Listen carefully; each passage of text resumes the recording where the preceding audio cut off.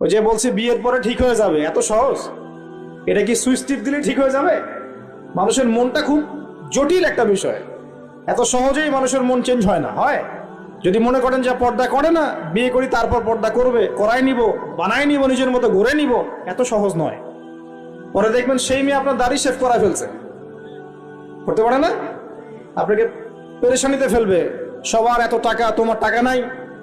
এই যুগে একটু সুদ খেলে কি হয়, সমিতিতে নাম লেখালে কি হয়, সুদের লোন নিলে কি হয়, সবার 4-5 তলা বাড়ি, আমার কেন একতলা থাকবে, নাও লোন নাও বাড়ি করি। আপনার স্ত্রী আপনাকে এদিকে ইনফ্লুয়েন্স করবে, করবে না?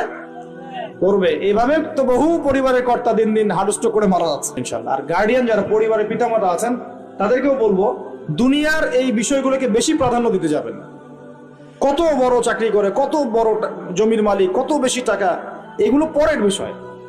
আগের বিষয় হচ্ছে আপনার ওই জামাই দিনদার কিনা, আগের বিষয় হচ্ছে তার মধ্যে ইসলাম আছে কিনা, শুরুর বিষয় হচ্ছে আপনার ওই মেয়ের মধ্যে দিনদারিতা আছে কিনা।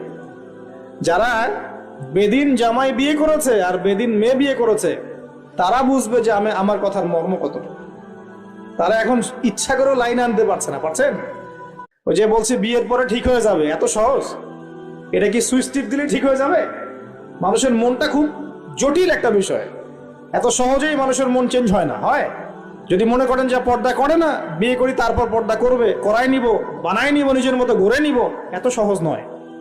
পরে দেখবেন সেই মেয়ে আপনার দাড়ি শেভ করা ফেলছে, করতে পারে না, আপনাকে পেরেশানিতে ফেলবে। সবার এত টাকা, তোমার টাকা নাই। এই যুগে একটু সুদ খেলে কি হয়, সমিতিতে নাম লেখালে কি হয়, সুদের লোন নিলে কি হয়, সবার 4-5 তলা বাড়ি, আমার কেন একতলা থাকবে, নাও লোন নাও বাড়ি করি। আপনার স্ত্রী আপনাকে এদিকে ইনফ্লুয়েন্স করবে, করবে না?